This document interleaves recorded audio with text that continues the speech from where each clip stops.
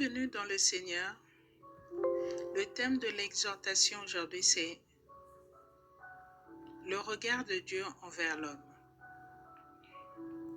Nous allons lire dans 1 Samuel chapitre 16, verset 7.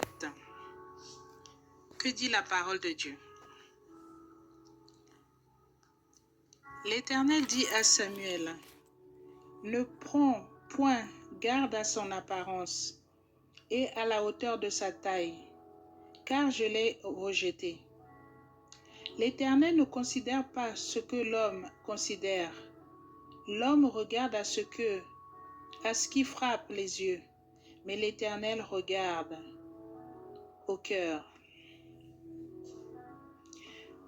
Bien-aimé, Dieu ne regarde pas au physique, mais à ton cœur.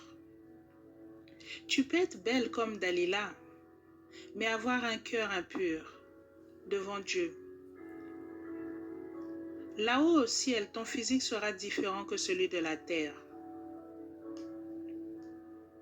J'ai relevé 3 points que Dieu regarde chez l'homme.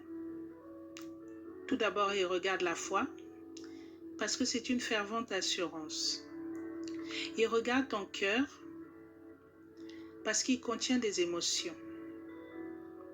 Il regarde aussi ton comportement, tes attitudes envers ton prochain. Nous allons voir un exemple, Abel et Caïn. Nous savons tous que Adam et Ève, ils avaient 2 fils qui s'appellent Abel et Caïn. Dans Genèse 4, versets 3 à 5, la parole de Dieu dit, je vous laisserai lire.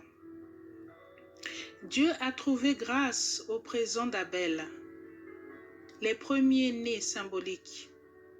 Il avait apprécié l'attitude d'Abel comparée à celui de Caïn. Dieu avait apprécié le cœur d'Abel parce qu'il avait donné tout ce qui lui appartenait et avec son cœur. Certains de nos comportements, tu dois dominer sur certaines émotions telles que la colère qui peut générer la violence physique. Nous voyons dans le verset Genèse 4, verset 8 à 9, Caïn tue son frère Abel par jalousie, parce que celui-là, Abel, était agréable à Dieu et que Dieu avait regardé son cœur. Nous me remarquons que dans nos jours, il existe des violences de différentes sortes, telles que les violences conjugales, de l'homme à la femme ou vice-versa, ou de la femme à l'homme. D'autres exemples, certains de nos comportements peuvent susciter la colère envers Dieu.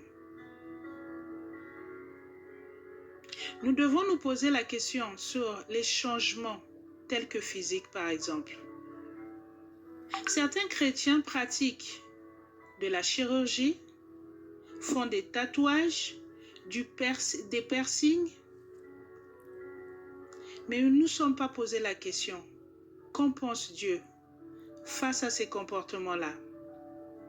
Parce que dans Genèse 1, verset 27, nous remarquons que Dieu, il a dit, il nous a créés selon son image. Tôt ou tard, bien-aimés, nous devons nous confesser. Bien-aimé, le seul modèle, c'est Jésus-Christ, qui est le Fils unique de Dieu.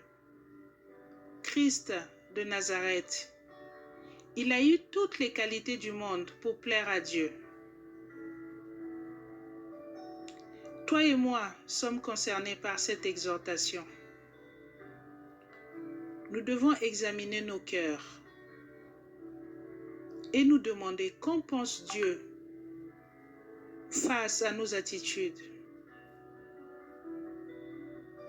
Toi et moi, nous ne connaissons pas ses pensées, mais nous devons réfléchir à cela. Bien-aimés, soyez bénis dans le Seigneur.